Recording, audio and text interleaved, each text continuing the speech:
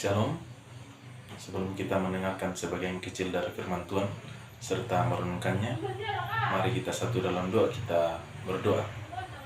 Ya Bapa dalam kerajaan surga, terima kasih atas penyertaan-Mu dari sepanjang hari ini. Dan sekarang ya Tuhan, kami telah siap mendengar serta merenungkan akan firman-Mu. Berkatilah kami, di dalam Kristus Yesus kami datang kepada Bapa di surga. Amin. Baik, pembacaan kita pada saat ini saya telah pilih dari 2 Korintus pasal 8 ayat yang 16 sampai ayat yang ke-24 dengan judul agar menjadi orang yang dapat dipercaya. Waktu lan bahasa Turaya dikua anna den mendadi todik apai. Firman Tuhan, syukur kepada Allah yang oleh karena kamu mengaruniakan kesungguhan yang demikian juga dalam hati Titus untuk membantu kamu. Memang ia menyambut anjuran kami, tetapi dalam kesungguhannya yang besar itu ia dengan sukarela pergi kepada kamu. Bersama-sama dengan dia kami mengutus saudara kita yang terpuji di semua jemaat karena pekerjaannya dalam pemberitaan Injil. Dan bukan saja itu, ia juga telah ditunjuk oleh jemaat-jemaat untuk menemani kami dalam pelayanan kasih ini, yang kami lakukan untuk kemuliaan Tuhan dan sebagai bukti kerelaan kami. Sebab kami hendak menghindarkan hal ini, bahwa ada orang yang dapat mencela kami dalam hal pelayanan kasih yang kami lakukan dan yang hasilnya sebesar ini. Karena kami memikirkan hal yang baik, bukan hanya di depan Tuhan, tetapi juga di hadapan manusia.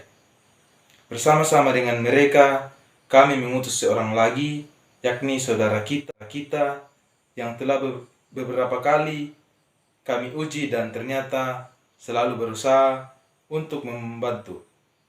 Dan sekarang ini ia akan berusaha karena besarnya kepercayaan kepada kamu. Titus adalah teman sekerja bersama-sama dengan aku dan saya ulangi, Titus adalah temanku yang bekerja bersama-sama dengan aku untuk kamu. Saudara-saudara kami yang lain itu adalah utusan jemaat-jemaat dan suatu kemuliaan bagi Kristus. Karena itu, tunjukkanlah kepada mereka di hadapan jemaat-jemaat bukti kasih-Mu dan bukti kemegahan-Mu atas kamu. Amin. Firman Tuhan. Pada saat ini saya memberi judul agar menjadi orang yang dapat dipercaya. Dalam sebuah kepanitiaan atau sebuah organisasi, seorang bendahara memiliki peran penting, apalagi jika kita mengadakan suatu kegiatan yang merupakan kegiatan besar yang menggunakan dana yang cukup banyak. Karena itu, untuk memilih orang yang menurut kita bisa dipercaya, bertanggung jawab dalam mengelola keuangan. Pada pembacaan kita pada saat ini, Rasul Paulus dalam pembacaan kita mencoba mengantisipasi kemungkinan munculnya rasa tidak percaya orang lain terhadap dirinya yang berkaitan dengan pengumpulan serta penggunaan uang. Usaha yang dilakukan oleh Paulus ialah dengan mengutus beberapa orang termasuk di dalamnya Titus. Dapat kita baca di ayat yang ke-17 hingga ayat yang ke-18 untuk membantu jemaat. Firman Tuhan, memang ia menyambut anjuran kami, tetapi dalam kesungguhannya yang besar itu ia dengan sukarela pergi kepada kamu.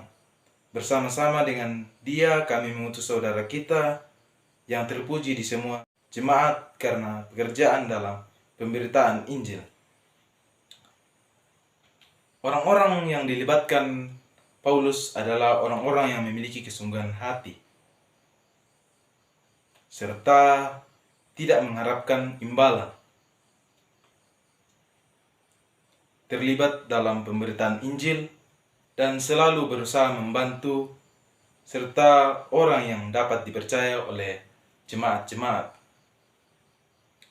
Paulus sangat berhati-hati dalam menangani pelayanan kasih berupa bantuan kepada jemaat yang membutuhkan, sebab bagi Paulus pelayanan kasih tersebut bukan hanya baik dalam pandangan Tuhan, tetapi juga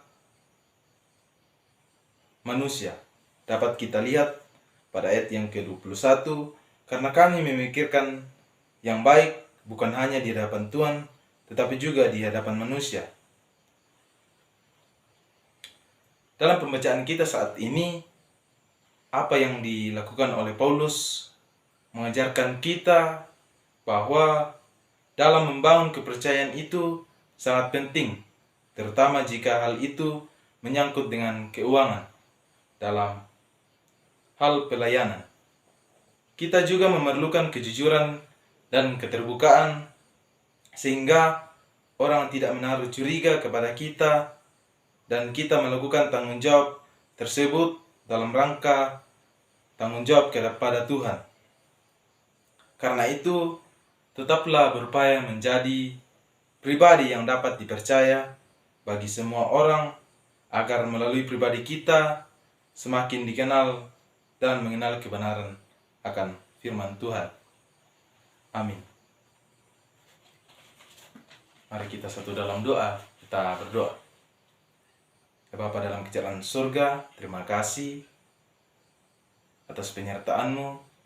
Kiranya apa yang kami telah baca dan renungkan dapat kami praktekkan dalam kehidupan kami sehari-hari. Ya Bapa dalam kerajaan surga, inilah doa kami, dalam nama-Mu kami berdoa. Amin.